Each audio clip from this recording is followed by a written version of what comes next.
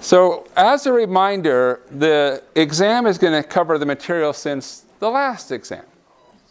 So we pick up where we were right after the last exam, which is how do we deal with non-homogeneous differential equations? And so there are two topics. So we're going to start with the method of undetermined coefficients. And what's the idea? Well, we have a non-homogeneous differential equation. And if you see the word non-homogeneous, it means there's stuff over here. All right. And the question is, well, how do we handle that?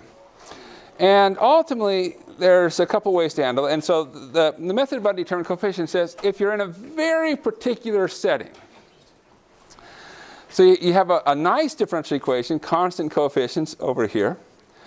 And the thing that shows up on the right-hand side, your f of t, this part over here, the pieces are all very friendly-looking functions. Now, friendly meaning that they're the type of functions that we like to see coming out of homogeneous differential equations with constant coefficients.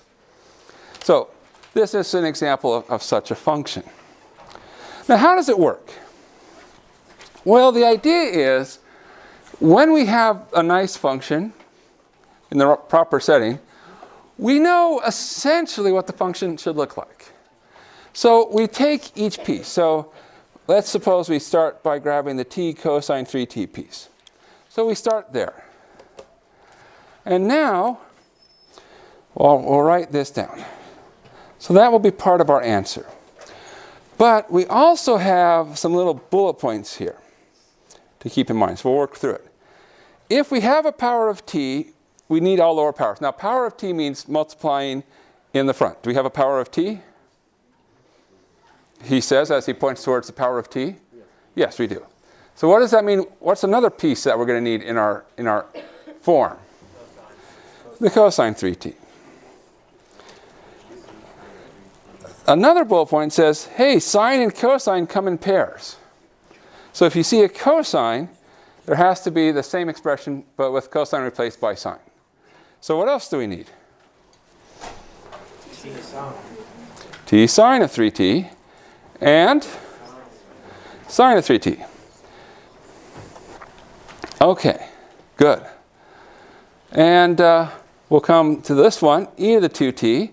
That's a part of our answer. Well, I'll save our f. We don't care about the coefficient 7, not when we're making the form.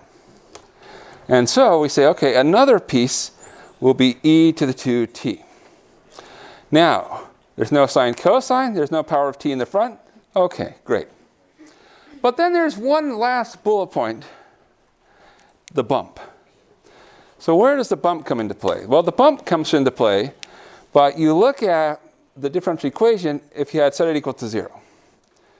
So the x double prime plus 6x prime minus 16x equals 0. You transform that r squared plus 6r minus 16 equals 0. And you say, well, what are the functions? In this case, does it factor nicely? Yes. What does it factor as? Plus 8 and minus 2. So the plus 8 minus 2 translates to roots of negative 8 and positive 2. So these are the homogeneous part. And it says bump so you don't overlap. Now, do we overlap? Yeah. Yes. So what do? Bump. So taking the pieces of our functions, applying the three rules, that says our answer for the non-homogeneous part is some combination. And by that we say you take some coefficients in front. So a plus b plus c plus d plus e. So this is the form for the particular solution.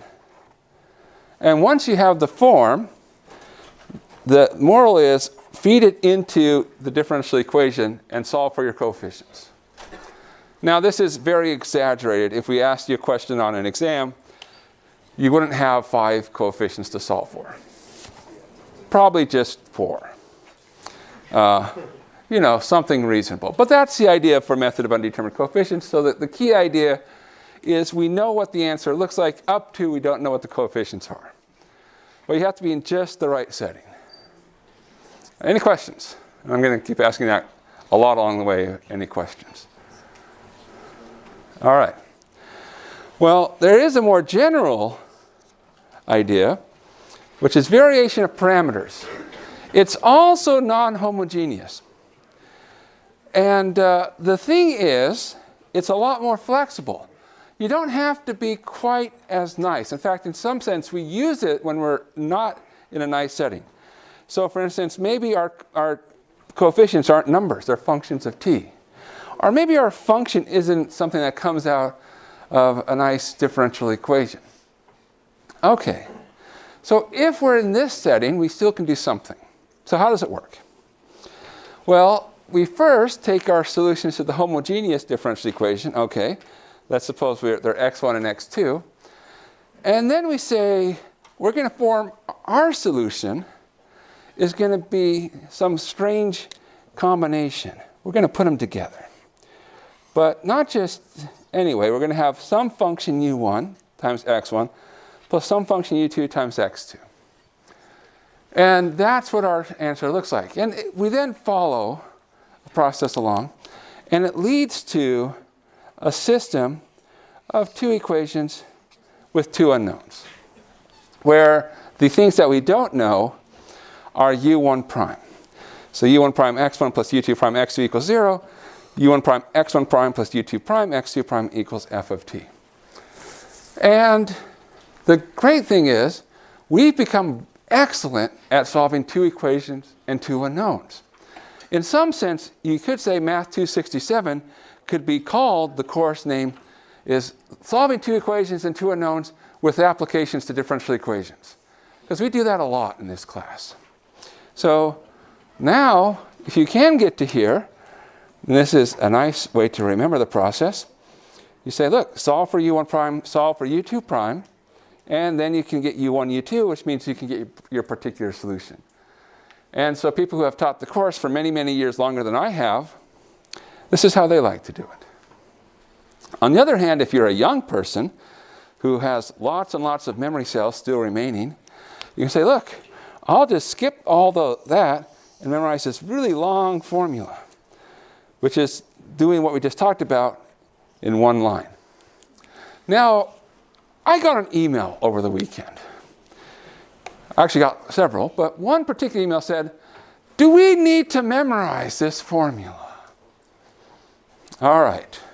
So that was the email. Do we have to memorize this formula? I can't officially answer that, but I'm going to phrase it in the following way. There are many practice exams that have been posted, and another one we're going to give on Wednesday. If you can answer the practice exams with the way that the problems have been worded, then you can answer what's on the exam. And not just for this type of problem, but the practice exams collectively have basically given you a very broad range of problems. So if you're wondering, what do I need to be able to do? The practice exams give you a really good idea. All right, so that's as far as I'll go in answering that question. All right, so that was our first week after the exam. We talked about solving non-homogeneous. Then we transitioned to our next topic. Do you know what our next topic is? Do you remember? Oh, eigenvalues. That's coming. But first off, we started with something called method of elimination. And so here was, our goal was, we said, hey, you know what? One differential equation, that's getting too easy for us. We want two. We want to double it up. So we said, well, let's suppose we have a system, which really just means a collection of differential equations. So maybe we'll have something like x double prime plus 5x prime minus 7y prime plus 2y equals e to the t. And, okay, we can do x prime minus 3x plus y double prime minus y prime equals sine of t. So, okay, suppose we have that kind of a problem. And we said, well, first off, how do we do it? And we think back to saying, okay, what we really have is we have in some sense, two equations and two unknowns, x and y. And so if we put on our hat of saying, well, how does one go about solving two equations and two unknowns? One of the basic ideas you often encounter is to say, well, let's get down to one equation with one unknown. And this is the idea behind method of elimination. You want to somehow eliminate a variable so you can get down to a single equation that you can solve. All right, well, how can you do it? There's a couple of different ways. One way that sometimes works is perhaps you can solve for one of your functions, get y just in terms of x and derivatives of x's, and then put that into the other equation. So substitution. But that doesn't always work. And we said, okay, is there anything else we can do? Is there anything systematic? And the answer is yes. And that is, we can use our notation, which uses the letter D. Now, when you see a capital D, in particular in this context, what is that standing for? Derivative. So that says you're taking derivative. So in particular, our first equation, x double prime plus 5x prime, becomes d squared plus 5 times x. And the next part, well, it can become minus 7d plus 2 times y. And the second equation, very similar process. We can write that in terms of the symbol d times x and y. And now we get to, lo and behold, two equations, two unknowns, in a little bit nicer format. Should there be a d in that suspiciously large gap after the 5? Should there be a d in that? Yes, suspiciously large, right? And look how large that was. Of course. I was just checking to see if you were paying attention. Okay, now, this part right here is just the same thing as saying this. What these parts here, the A11D, A12D, that's just saying these coefficients here. So you can get down, I can rewrite it so you can actually read the D. And so now, what do you do? Well, from this stage, it's like, great. We have lots of tools, but really what we can do is use a variation of Cramer's rule, where we take a determinant of this expression, this matrix full of the D operators, times x of t, and then we replace the column corresponding to the x column, right? This is the x column, this is the y column. We replace the x column by the et sine t, and take that determinant on the other side. So that's the idea of method of elimination. Get down to an equation with just one of them. All right. And of course, from there we solve. Or oftentimes, to be honest with you, we would be happy if you can just get that equation. That would be a good first step. All right.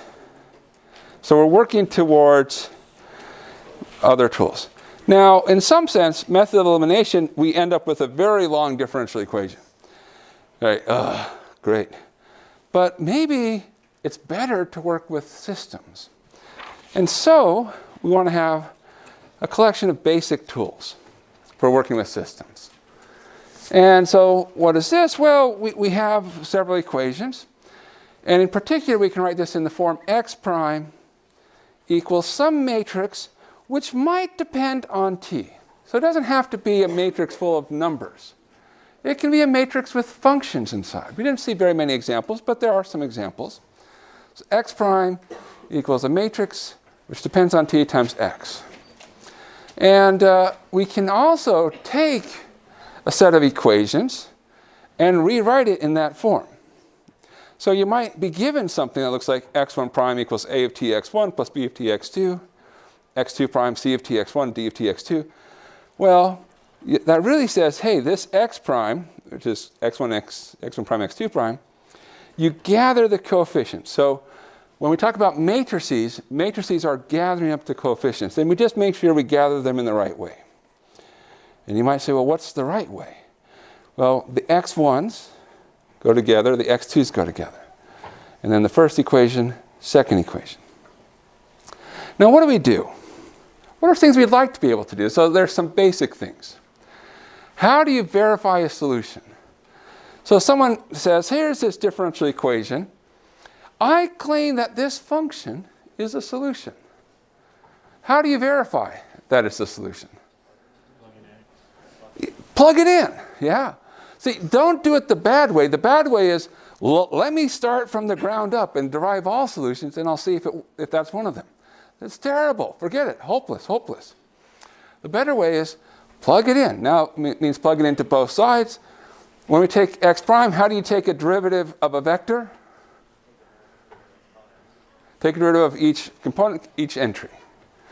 And then, of course, matrix times x, and that's just carry out the computation, and you compare.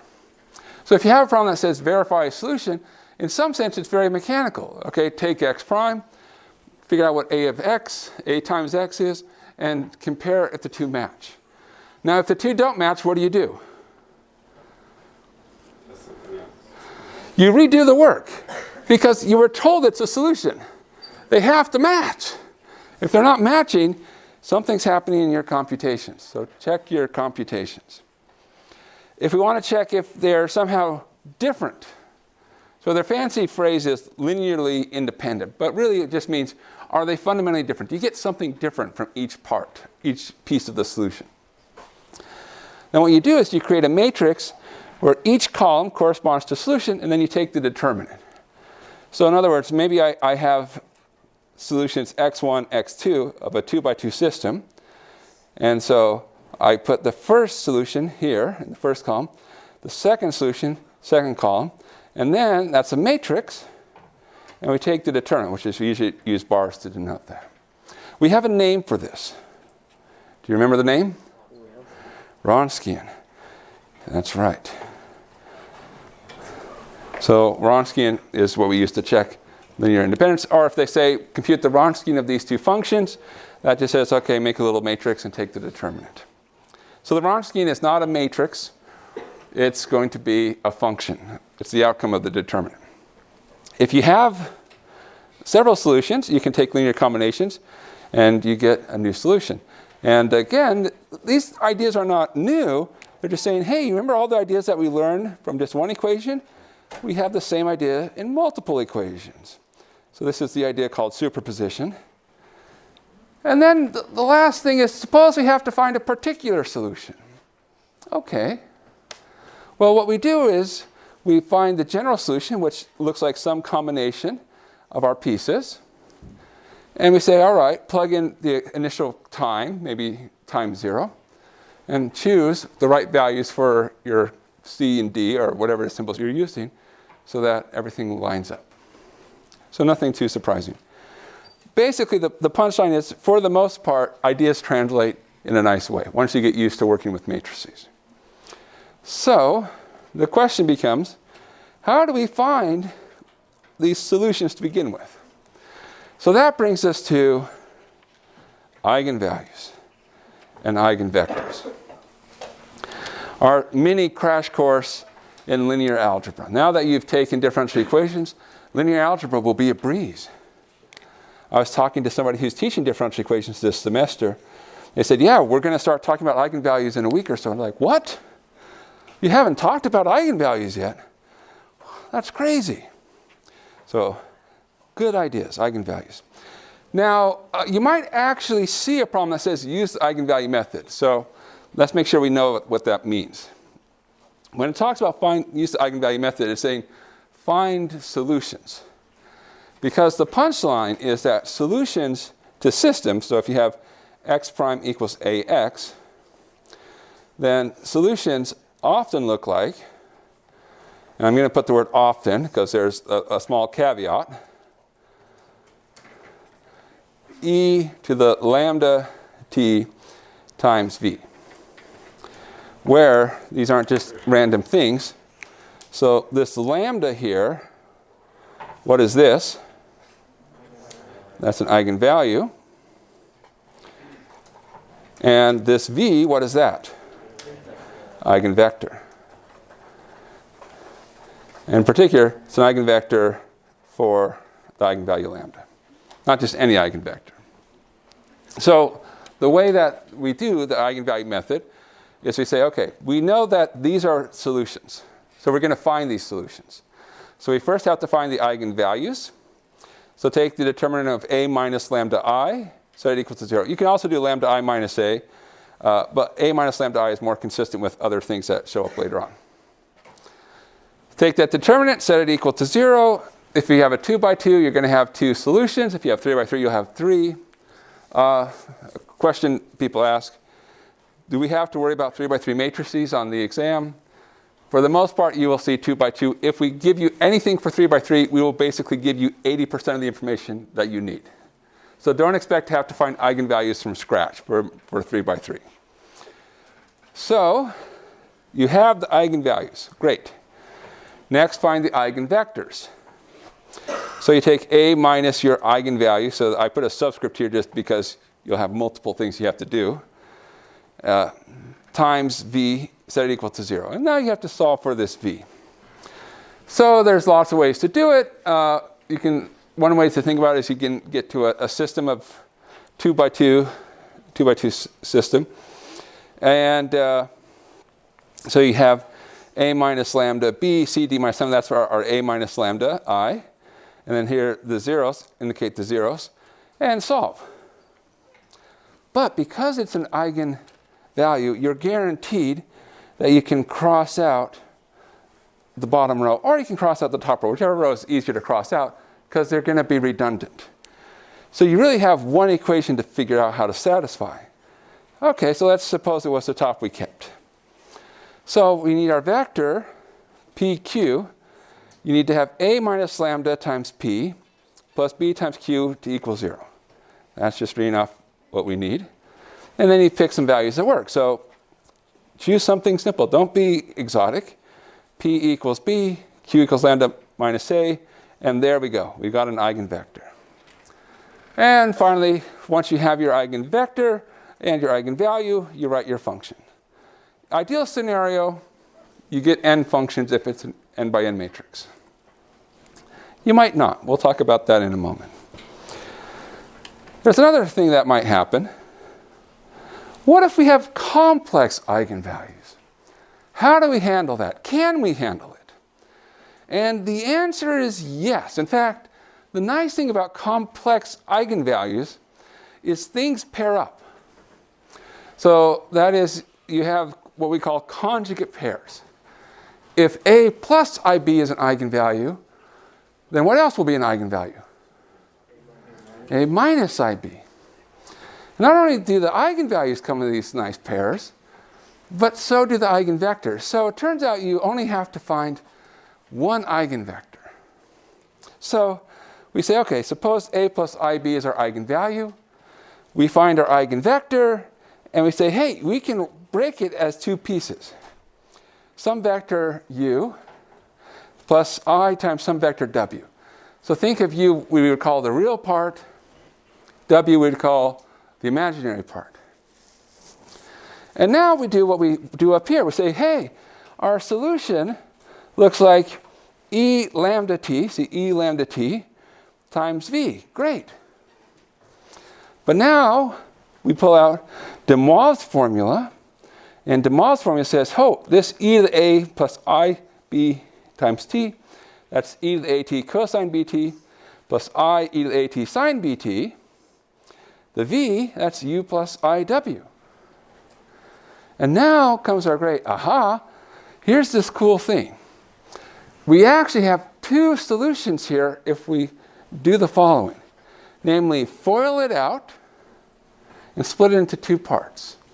A real part and an imaginary part. So the real part, you take the real part here times the real part there. And you take the imaginary part here times the imaginary part there. Because I times I would be negative 1. So you put those pieces together. That's one solution. And now you do something similar where you do the imaginary part. So you take the inside pieces and you multiply these together. And you combine it with the outer pieces multiplied together. And that's a second solution. And that's how you get your 2 solutions if you have complex eigenvalues. So that's how we handle complex eigenvalues. Okay. How are you doing? Any questions? Feeling good? It's like, hey, I recognize these things. Yeah. Sure. Sometimes that B subtract, flip the opposite to B and C. What do you do there? Well, okay, so sometimes the question is, should you have A minus lambda I or lambda I minus A? And the answer is, for us, we can actually have either. And both will give us the right answers. There is a case where you want A minus lambda I specifically to be A minus lambda I, which is the next topic. How convenient.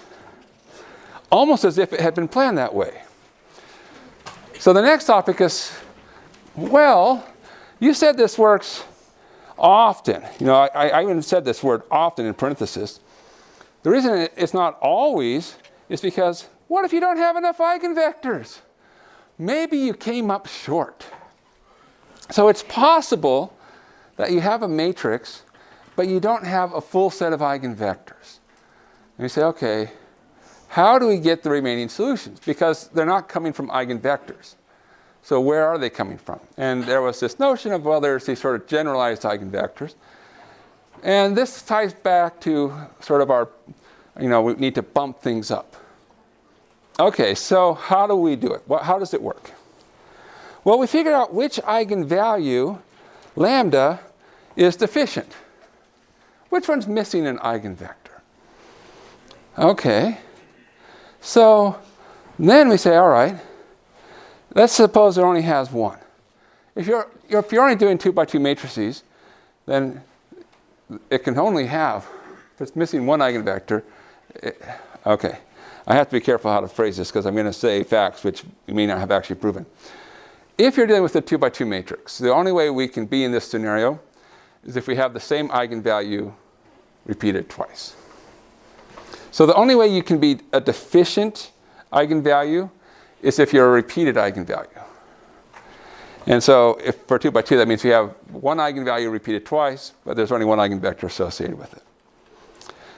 So let's suppose we're in that scenario. We only have one eigenvector. So now we start building up new vectors. So the first thing we do, so remember, our eigenvector is V. So we say, okay, what's something when we take A minus lambda I times U, we get V? So I want to get V sort of coming out of this multiplication A minus lambda I times something. And I say, okay, that's great. Now, this is what we'll do if we're missing, say, one or more eigenvectors. Now, if we're missing 2, we just go up to the next level and say, okay, I want something A minus lambda I times something to give me U. And of course, you can imagine we continue. But the only way we would continue is if we were actually going up to a 4 by 4, which we're definitely not going to be doing. So we don't need to worry about that eventuality. All right, so now that you found these new vectors, so U and W, what do? So you have the solution we talked about before, the e to the eigenvalue t times your eigenvector. Now the next one is your bump. You can think of it as you multiply your eigenvector by t and add a little piece to correct. So that's the u. That's why you need to do this computation to figure out what's the right thing to add. So e to the lambda t times v plus u. If you did have to go one more step, the bumping again, it's not necessarily multiplying by t. It's really like you're integrating the piece in front. So that's where you get a half t squared, integrate 1 to get t, and then a small correction term. And that would be your next solution. The process continues, but again, definitely we would never go past 3 by 3 on an exam. Almost surely we would stop at 2 by 2. So that's how we handle missing eigenvectors. All right. You good with that? You ready? If you see that on a test, you can be like, yes, I know how to handle that. Set up that equation. Solve for that vector. Good. 2 more things we need to talk about for systems. Briefly talk about direction fields. So the thing about a direction field is what it's used for is to get a visualization of what's happening with solutions. In other words, we can say, all right, if I'm not entirely sure what's happening, I can just sort of say, if I start at a point, I can follow the arrows along, and that gives me the general behavior of the function. So I can use the arrows to guide behavior. Well, that's great, but how does it actually get made? So what you'll see is it's composed of lots and lots of arrows. And so you go to a location. So the location is given by x. And then once you're at a location, you have a direction. So direction is the change. So that's x prime. And so there's a direction. So that's how you form an arrow. And of course, you do that not just at one point. You do that at lots of points. And then they come together and you get your picture. Now, is it realistic to ask you to draw a direction field? No. Because computers are great for this. They love doing lots and lots of arrows. They love computation. That's why we call it computers. They love to compute. So what can we do? Well, we can't ask you to identify a direction field. So you want to make sure you have enough that you understand how to identify a direction field. So how can we do it? Well, one thing you can do is go back to your eigenvalue, eigenvector information. And so suppose I have an eigenvalue of 1, and it has an eigenvector of 1, 1, and an eigenvector of -3. That has an eigenvector of -1, 4. Let's just suppose that's our scenario. Then what you can do is you can use that information to get a rough sketch for what it should be doing. So the way that happens is you use the directions of the eigenvectors, because in the direction of the eigenvectors, things are very easy. So let's start with 1, 1. And we're going to start from 0. Now you might say, why 0? Well, think about what's true about 0. If I take a times 0, what comes out? 0. So you always have that origin is always a place where the function is very happy. It's like, I like this point. I'm going to stay at this point. So the question is, how do we compare to 0? So if our eigenvector is 1, 1, that says go 1 over in the first direction and go 1 up in the second direction. So over 1, up 1, and then just draw a line. So we went over 1, up 1. So this is the direction of the eigenvector. Now the question is, what's happening on this line? That's where the eigenvalue comes into play. So if our eigenvalue is positive, how do we relate to the origin? We go out. So eigenvalue positive, that says we move out from 0. In essence, a positive eigenvalue should be associated with expansion. Things are getting bigger. So now we do the same thing, but with the other eigenvector. So we go -1, 4, says over -1, up 4. So I went over -1, up +4. And then we mark this direction. Our eigenvalue is -3. What does that say we do? We point in. So if our eigenvalue is negative, we go in. So you should think negative means contraction. And with that information, you have enough to figure out what the picture should be. So for instance, it matches very closely with this. That's not a coincidence. You can see we're moving out in the 1, 1 direction, and we're moving in this direction. You can even plot some curves here. Just sort of follow along. And there's our behavior. So in some sense, the eigenvalue eigenvectors give you behavior. Okay, one last topic in systems. But it's an important topic. You might even say it's fundamental. The fundamental matrix. All right, so we have our fundamental matrix. Now, what is this? So the idea is we have our differential equation, x prime equals ax. And we say we're going to make a bunch of solutions and we're going to put them together. So we're storing solutions to x prime equals ax. That's the key here. Now, you might say, well, which solutions? Well, the moral is there's actually a lot of flexibility. The only thing we care about is that in some sense we have a full set of solutions. So they should be linearly independent. But the order we write them in is our choice. The way we express it is our choice. So there's lots and lots of different possible fundamental matrices. Lots of them. So you might say, okay, well, which one is the right one? Well, there is a bias. So if you take any fundamental matrix, and then you multiply it by the inverse of that matrix at time 0. This is sort of the right fundamental matrix to use. And why is that?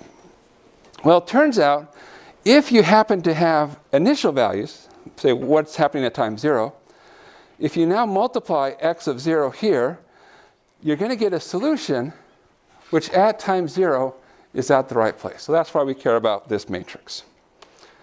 All right. Now, before we go further, we should pause and talk about how do you actually find the inverse of matrices? Because that's going to come up. Okay, so let's talk about some ways we can do it. So does anybody have a nice 2x2 matrix? Well, let's just make one up. So give us some numbers. 5. 1. We don't want too many zeros. We want to make it interesting. 1, 5, 3, 13. That's not too bad, actually. 4. Okay, all right. 1, 3, 1, 5, 3, 4. All right, here you go. So let's suppose you want to find the inverse of this particular matrix. Now, I'm going to talk about 2 ways to proceed. And you might say, well, which one's the right one? They're both right. I just want to make sure you can do it, because it's an important enough thing that I want to make sure you can do it. So the first method is going to be called memorize the formula. And the way it works is you memorize a formula. It's actually pretty easy to know how to do it. You just have to remember it. So here's the rule. It turns out that if you have a 2x2 matrix and you want to take the inverse of it, it's 1 over A times D minus B times C. Does that sound familiar? What is that? Determinant. And then the diagonal entries swap. So instead of A, D, it's D times D, then A. And the off-diagonal entries, you flip the signs. Minus B, minus C. So in our case, what would we have? Well, what's the determinant? 4 minus 15, which is so minus 1 over 11. And now you swap. So 4, 1, and change the signs. -5, -3. And that's the inverse. That's it. If you choose that method. Now, that's if you're good at memorizing things. If you were paranoid and you wanted to check if you had the right thing, what would you do now? Yeah, multiply. So this 1, 5, 3, 4 times the inverse, if you multiply them together, what should come out? The identity matrix, 1, 0, 0, 1. So you can always check. And if you're in a stressful situation and you're like, I really want the points. Or you may be thinking, I really need the points. Check your work. If you have ways to check, that's great. So that's the memorize a formula. What's the other technique? It's called remember a process. So there's a process that helps us get to the answer. Now you might say, well, should I know both? No, you just have to know at least one. So how's the process work? You start with the matrix. Let's actually do our specific matrix. 1, 5, 3, 4. What goes over here? 1, 0, 0, 1, the identity matrix. And now the goal is you want to make the left-hand side look like the identity matrix. And you're allowed to do three things.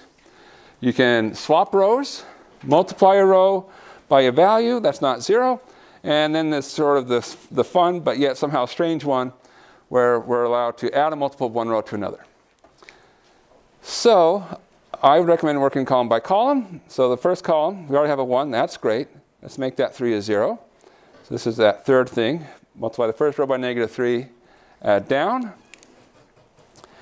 We'll get 1, 5, 1, 0, because we haven't done anything to the first row. Second row will become what? 0. -11. Ooh, that sounds familiar. -3, 1. Okay, first column's good. Next thing is I want to make this -11 into a 1. So what can we do? Multiply row 2 by -1 over 11. So we get 1, 5, 1, 0, because we're not doing anything to row 1. 0, 1, 3 over 11, -1 over 11. And we're almost there. We're in the home stretch. We want to get that 5 to be a 0. What do we do? Yeah, multiply the bottom row by -5 and add up. Okay, so lo and behold, the bottom row won't change. The top starts 1, 0. Now we have to do stuff in our head. Minus 15 over 11 plus 1. -4 over 11. And then 5 over 11 plus 0. 5 over 11. Now, my handwriting is not the greatest, but if you look at this part right here, that is -4 over 11, 5 over 11, 3 over 11, and -1 over 11. And if you check, it's the same thing. So both will get you the same answer. Just make sure you know how to do one of them. So you know how to handle this phi of 0 inverse. So you can get 5t times phi of 0 inverse. And this one is such a cool matrix. It even has this other cool property. This is equal to e to the a times t. So if something says find e to the a t, you're like, great, find my solutions, find phi of 0 inverse, multiply together.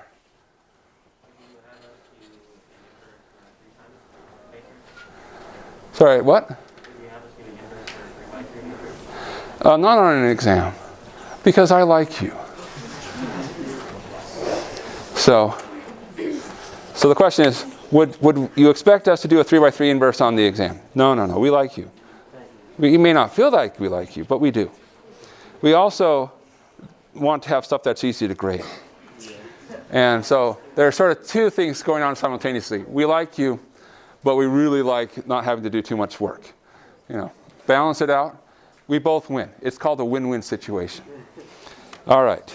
I will note that e to the at has this nice series expression, but in practice we never use it because it's kind of hard to add infinitely many things together. If you have a matrix where all the eigenvalues are 0, then what will happen is, like, after a certain point, everything goes to 0. For example, if all the eigenvalues are 0 and it's a 2 by 2 matrix, you never see more than that. But how often would that happen? So usually we do that. Okay, so after that, what was our next topic? Yeah, Laplace transforms. So what is this about? Well, essentially, the goal of Laplace transforms is to say, I have some problem, involves integration maybe or differentiation, and I'm having a hard time with it. So it says, hey, Laplace transforms can turn that problem into an algebra problem. Like, oh, fantastic, I love algebra. And then we're going to solve the algebra problem. Now, the actual Laplace transform, the definition is given here. In practice, we never use the definition. Like, well, what do we use? We built up a collection of rules. It's the same thing as with derivatives and integrals. we never go to the definitions. We have a large collection of rules, and we use the rules. So make sure you're comfortable with going back and forth. So in other words, I have a function of t. I can find what it maps to under the Laplace operator. I have something that I know was something coming out of the Laplace operator. Where did it come from? That's the inverse Laplace. So how do we use this to solve a differential equation? Well, there's 4 main steps involved. The first step is use the table to take Laplace transform. Now, this is not the whole table. There'll be more on the next page. But we take the Laplace transform of both sides, run through the table. And a nice thing to note is that the initial conditions come in at the start. Oftentimes, when we were solving problems before in differential equations, initial conditions came in at the end. Here, they come in at the start, which is great. Once you took the Laplace transform, you solve for x of s. So essentially, you have an unknown function. You say, well, what's the Laplace transform of that unknown function? We call that x of s. We solve for it. And then we say, well, we want to know what that is in terms of t. So I have to somehow go back. So here's the fun part. We use algebra tools, and in particular, that means partial fractions. So make sure you got partial fractions down to help rewrite x of s so that each piece that you now have is something that matches with something over here. So you want to be able to go backwards. Say, okay, once you're in that setting, then you go back by saying, okay, I have something like s over s squared plus 4. Great, cosine 2t, and so forth and so on. So that's the process. Now, you can imagine we can ask the whole thing, say, I'll give you a differential equation and go all the way to the end. Or you might have like, maybe we'll just start here halfway through. Say, hey, here's this function. What's the inverse Laplace of that? All right, so we get to start in the middle. Do some partial fractions. Partial fractions, that's so cool. Lots of practice on it. Okay, so the other thing we should keep in mind about Laplace transforms, and our table continues. So this collection of our table, I really like this because you start to see things sort of come together. There's this beautiful duality happening. So for example, if I multiply by an exponential function before I take the Laplace, the end result is a shift. If I multiply by an exponential function on the outcome, then the input says, there was a shift. So somehow exponential functions turn into shifts. Derivatives become multiplying by s, but it actually goes the other direction too, right? The derivative here, multiplying by t. And all sorts of fun, sort of nice mirror symmetry going on. Now, the handling shifts, and really, this is piecewise. So Laplace transforms are a beautiful way to handle piecewise functions. In some sense, I think it's the best tool for doing things piecewise. And if you see piecewise functions, expect to see things that look like this showing up. So if you have a piecewise function, then what we can do is we want to translate it into something we can take the Laplace transform of. So suppose I'm g of t, then at time c I switch to h of t. How do you do that? Well, you put a Heaviside function or a unit step function. This is your on-off switch at time c. You turn on h of t, that's why it's added. You turn off g of t, that's why it's subtracted. And the only other thing I want to point out, because I know our time is basically up, is to make this work well, you have to rewrite this as some function of t minus c. So make sure you can do that as needed. The delta function can show up as the input. That also will correspond to something interesting happening at wherever you do your delta function. Your delta function is a quick tap, so forth and so on. And I suppose I'll just say the word convolution, and then our time is up. So, all right. Come back next time. More practice. Have a good day.